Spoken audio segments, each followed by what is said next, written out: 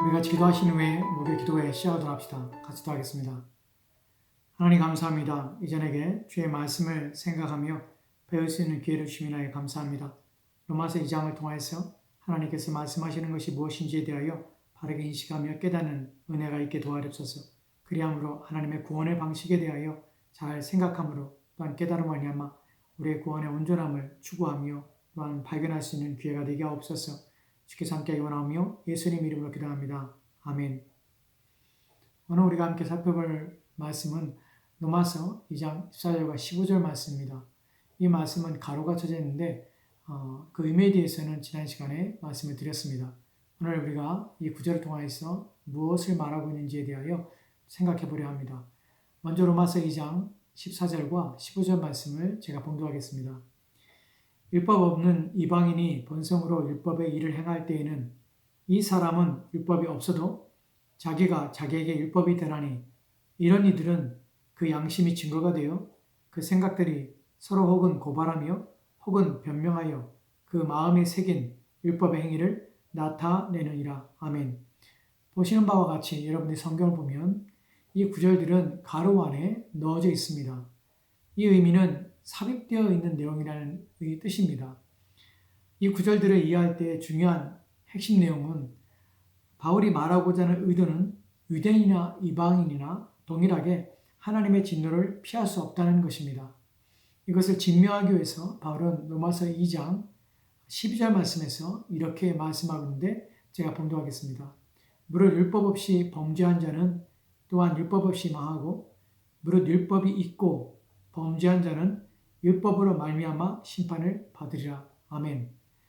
12절 말씀에서 말하고 있는 바는 율법이 없이 범죄한 자는 또한 율법이 없이 망하고 율법이 있고 범죄한 자는 율법으로 말미암아 심판을 받는다고 말하고 있다는 것이에요.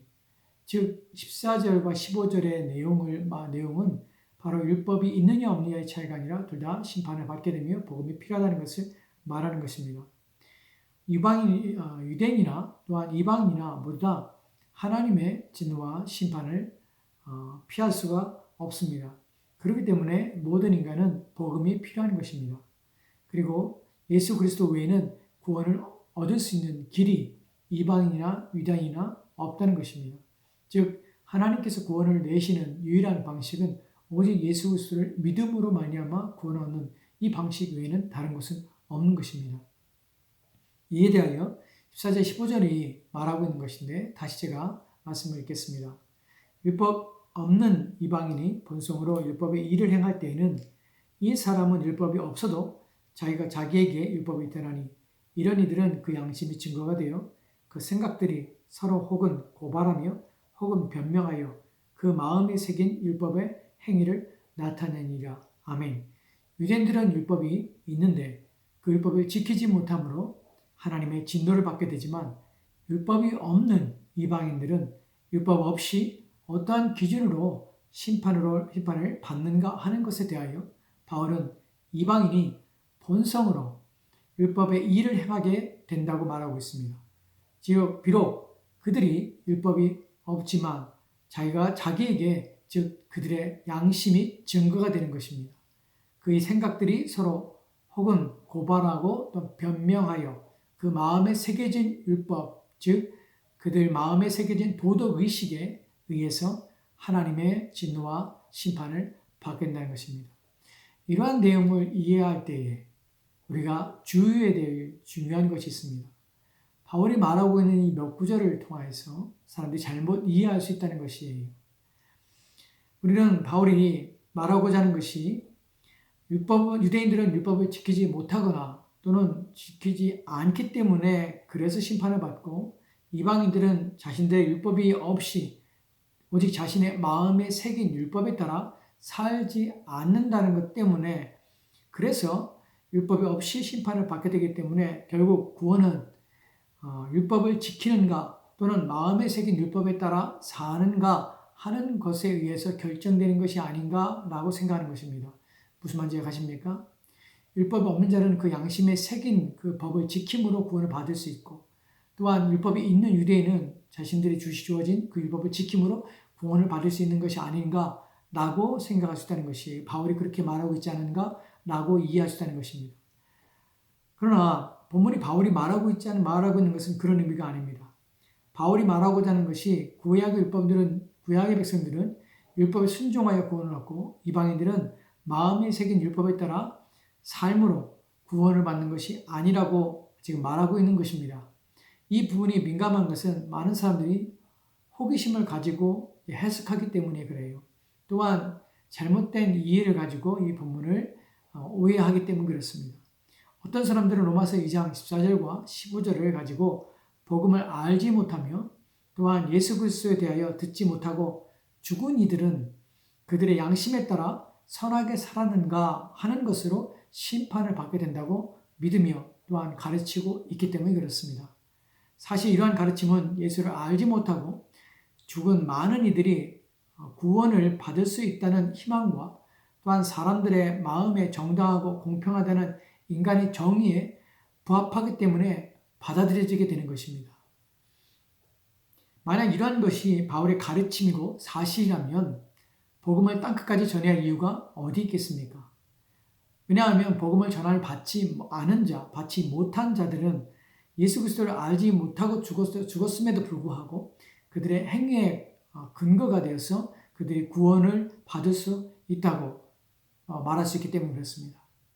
즉 양심이 그들의 심판의 결과이기 때문에 만약 그들의 양심에 따라서 그들에게 도덕의식에 따라서 선하게 살았다면 구원을 받는다면 복음을 전할 이유가 없는 것입니다. 복음을 전하지 않아도 그들의 양심에 따라 충분히 구원을 받을 수 있기 때문에 그렇습니다. 결국 바울이 말하고 있는 것은 그런 의도가 아님에도 불구하고 그런 식으로 이해하고 또한 해석하려고 한다는 것이 또한 이러한 물음에 대해서 성경을 통하여 가르칠 수 있는 부분을 좀 더 여러분에게 좀 구체적으로 말씀을 드려서 이것이 사실이 아님을 여러분에게 좀 증거를 해야 되겠습니다. 첫째로 복음을 믿음으로가 아닌 다른 차원에서 의롭게 되어지는 경우들에 대해서 우리는 어떻게 이해해야 되는가 하는 부분입니다. 이들은 예수님의 속죄사역이나 또한 부활 사건이 있기 이전에 살았던 사람들이 의롭다고 칭함을 받는 경우들입니다. 이들은 마치 그들의 양심의 법에 따라 살았기 때문에 의롭다고 여겨진 것이 아닌가라고 생각할 수 있는 여지가 있는 것입니다. 특별히 누가복음 1장 5절과 6절을 보면 이렇게 기록되어 있습니다. 제가 봉독합니다. 유대왕 헤롯 때에 아비야 반열에 제사장 한 사람이 있었으니 이름은 사가랴요 그의 아내는 아론의 자손이니 이름은 엘사벳이라. 이 두 사람이 하나님 앞에 의인이니 주의 모든 계명과 규례대로 흠이 없이 행하더라. 아멘. 이 구절 속에서 두 사람이 소개되고 있습니다. 세례 요한의 아버지인 사가랴와 그 어머니였던 엘리사벳입니다. 이 두 사람의 평가를 보면 하나님 앞에 의인이라고 합니다. 이들이 의롭다고 인정을 받은 이유에 대하여 주의 모든 계명과 또한 규례대로 흠 없이 행하였기 때문이라고 말을 합니다. 율법을 지킴으로 의롭게 되며 또한 구원을 받는 것이 아닌가라고 의심하게 되며 또한 생각할 수 있는 구절입니다. 또 다른 구절을 한 구절 더 보도록 합시다. 누가복음 2장 25절 말씀입니다. 제가 봉독하겠습니다. 예루살렘에 시몬이라는 사람이 있으니 이 사람은 의롭고 경건하여 이스라엘의 위로를 기다리는 자라. 성령이 그 위에 계시더라. 아멘. 시몬이라는 사람은 의롭고 경건한 자라고 소개되고 있습니다. 그는 분명히 이스라엘의 위로인 예수 그리스도를 기다리고 있는 자였습니다. 즉 그는 예수 그리스도 이전에 이미 의롭다고 인정함을 받았던 사람입니다. 구약의 모든 의롭다고 여겨진 사람들은 모두 이와 같이 복음으로 말미암아 의롭게 되는 것이 아니라 그들의 삶을 통해서 의롭다고 또한 경건하다고 인정을 받고 있다는 것입니다. 그렇다면 그들이 하나님의 율법을 지킴으로 인하여 의롭게 되었으며 그 결과로 구원을 얻은 것이 아닌가라고 생각할 수 있는 것입니다. 분명히 예수님 이전에 살았던 사람들 또한 의롭다함을 받았고 이들은 하나님의 율법을 준행하고 있는 사실입니다. 그들은 도덕법과 또한 십계명을 알고 완전하진 않지만 지키려고 부단히 애를 쓰며 살았던 사람들입니다. 그럼에도 불구하고 자신들이 온전하지 않음으로 인하여서 하나님께서 그들에게 주신 속죄의 규례에 따라 제사를 지냄으로 인하여 사죄함을 받았습니다. 이것이 비록 한시적이고 제한적이며 또 임시적인 방편임에도 하나님께서는 이러한 규례를 통하여서 사람들이 의롭게 되어지는 길을 마련하신 것입니다. 그러나 중요한 것은 이 모든 구약의 규례는 한시적이며 또한 제한적이라는 것입니다. 이는 오실 예수 그리스도에 대한 모형일 뿐만 아니라 또한 상징이었던 것입니다. 구약시대의 모든 사람들이 의롭게 되는 것은 하나님께서 그들을 의롭게 하시는 방법을 믿고 순종했을 뿐만 아니라 이러한 것이 온전할 때가 온다는 사실을 또한 어렴풋이 깨닫고 기다리고 있었던 것입니다. 누가복음 2장 25절에서 시몬 또한 이스라엘의 위로를 기다리고 있었던 것입니다. 즉 예수 그리스도를 기다렸다는 것입니다. 이것에 대해 좀 더 분명하게 말하고 있는 것이 요한복음 8장 56절 말씀입니다. 요한복음 8장 56절 말씀 제가 봉독하겠습니다. 너희 조상 아브라함은 나이 때 볼 것을 즐거워하다가 보고 기뻐하였느니라. 아멘. 예수님께서는 아브라함조차도 자신의 볼 때 볼 것을 즐거워하였으며 또한 보고 기뻐하였다고 합니다. 즉 예수님이 오시기 전에 의롭다고 말씀하시는 것은 그들이 하나님의 율법 자체만을 순종했기 때문이 아니라 그들은 오실 예수 그리스도를 완전히 알지는 못하였지만 사모했으며 바랐으며 그로 인하여 온전해질 것을 믿었다는 것을 의미합니다. 우리가 로마서 후에 보겠지만 로마 4장에서 아브라함의 믿음에 따라 믿음이 아브라함이 행함으로 구원받은 것이 아니라 믿음으로 구원받았고 또한 믿음이 조상이 된 것은 그 또한 오실 예수 그리스도에 대하여 어렴풋이 믿고 또한 그리스도를 통하여서 그가 사죄를 받았기 때문에 구원받은 것임을 우리가 알게 된 것입니다. 이에 대하여 로마서 2장 7절 말씀에 바울이 이렇게 말하고 있는 것을 다시 한번 상기해 봐야 합니다. 로마서 2장 7절 말씀입니다. 참고 선을 행하여 영광과 존귀와 썩지 아니함을 구하는 자에게는 영생을 하시고 아멘. 참고 선을 행하여 영광과 존귀와 썩지 아니함을 구하는 자에게 영생으로 한다고 합니다. 그들에게 주어지는 것입니다. 여기서 영광과 존귀와 썩지 아니함을 구하는 자들이 의롭게 되며 영생을 얻는 것입니다. 이러한 내용은 구약에 의롭다고 여겨지는 자들에게도 해당이 되는 것입니다. 그것으로 그들은 하나님의 영광을 구하는 자들로 하나님을 깊이 깨달으며 이해하려고 애썼을 뿐만 아니라 존귀, 즉 하나님께로부터 오는 영광을 구하였던 자들이었습니다. 하나님께서는 그들을 높이시며 또한 의롭게 하시는 날을 구하였다는 것입니다. 또한 그들은 썩지 아니함을 구한 것입니다.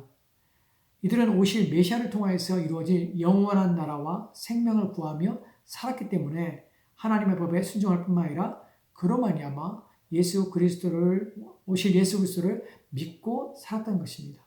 계시의 정진성 속에서 구약에서는 감추었던 분명하지 않았던 그리스도에 대한 것이 점차적으로 계시가 하나씩 주어지고 또한 그 계시가 성취됨으로 말미암아 이제 오실 예수 그리스도가 완전하게 보여짐으로 그들은 희미하게 하나님께서 만드신 제도와 또한 규례를 통해서 지킴에 순종함으로 그 모든 것이 그리스도를 예표하기 때문에 구약의 모든 백성들 또한 그리스도 예수를 믿음 말미암아 구원을 얻었다고 우리는 알 수 있습니다.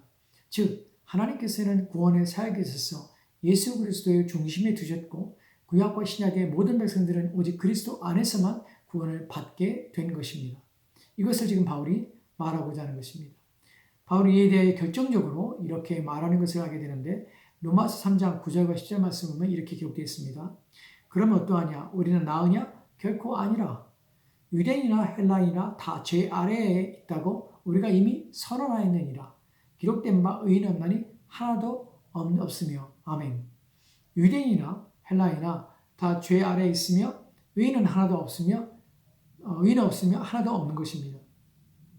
이러한 선언을 통하여서 우리가 알게 되는 것은 결국 의롭게 됨이란 율법을 통하여 주어지는 것이 아니라는 것을 우리가 알게 되는 것이며 또한 이방인에게는 자신이 가지고 있는 도덕의식, 즉 양심을 통하여서 양심의 선하게 삶으로 말미암아 구원을 얻는 것도 아니라는 사실을 바울이 강조하고 있다는 것입니다.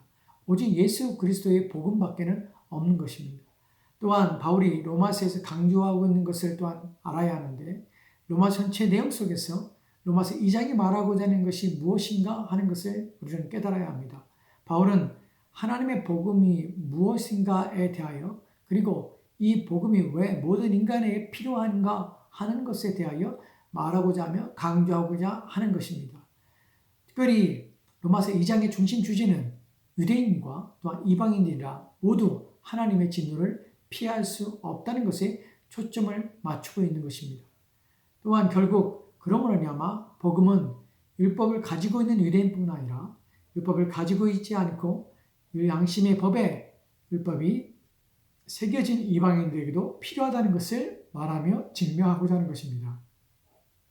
이제 둘째로 이방인들이 양심을 따른 행위로 구원을 얻는가 하는 부분에 대하여 말씀을 드리겠습니다. 사람들에 의해 칭찬을 받으며 또한 의로운 사람이라고 여김을 받는 이들이 있습니다. 비록 이들이 세상 사람들에게는 의롭다고 인정을 받는다 하여도 여전히 그들은 하나님 앞에서 불경건한 자들이라는 것입니다. 로마서 1장 18절 말씀을 보면 이렇게 기록되어 있습니다. 하나님의 진노가 불의로 진리를 막는 사람들의 모든 경건하지 않음과 불의에 대하여 하늘로부터 나타나나니. 아멘. 하나님의 진노는 사람들에게 옳다 인정을 받는 사람인가 하는 것이 중요한 것이 아닙니다. 사람에게 의롭다고 인정받는 것이 기준이 아니라는 것입니다. 하나님의 진노는 모든 경건하지 않음에 대하여 하늘로부터 나타나는 것입니다. 경건이란 하나님을 아는 것이며 하나님을 두려워하는 것이며 또 하나님의 말씀에 순종하는 것을 경건이라고 합니다.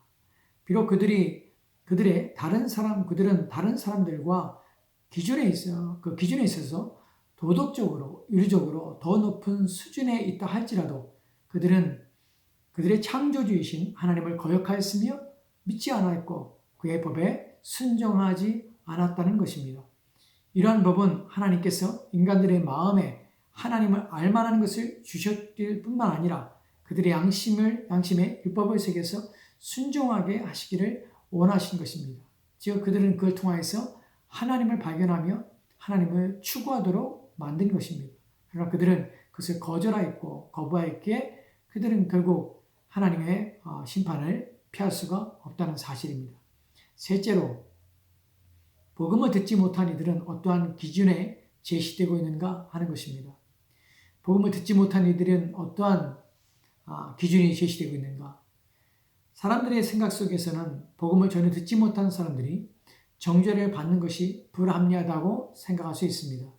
그러나 이에 대하여 이들 역시 복음을 거절했기 때문에 정죄를 받는 것이 아니라 그들이 양심의 법에 새겨진 율법에 순종하지 않음으로 말미암아 정죄를 받게 될 것이라는 점입니다.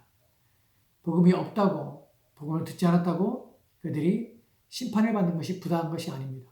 이미 그들의 양심에 하나님께서 율법을 주셨고 그 양심에 따라 살지 않았기 때문에 그들은 진노를 받으며 심판을 받는 것입니다.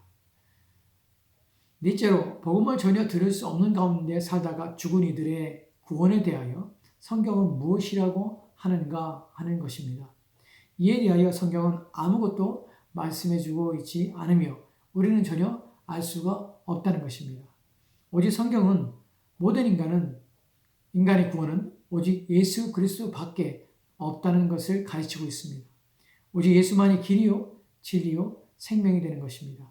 그렇다면 복음을 전혀 듣지 못하고 죽은 자들은 억울한 것이 아닌가라고 우리는 인간적으로 생각할 수 있습니다. 이에 대하여 첫째로 우리는 이에 대한 하나님의 뜻과 계획에 대하여는 전혀 알 수가 없다는 사실입니다. 하나님께서는 이러한 것에 대하여 비밀에 붙이셨습니다. 우리는 이들이 어떻게 될지에 대하여 우리는 전혀 알 수가 없습니다. 둘째로는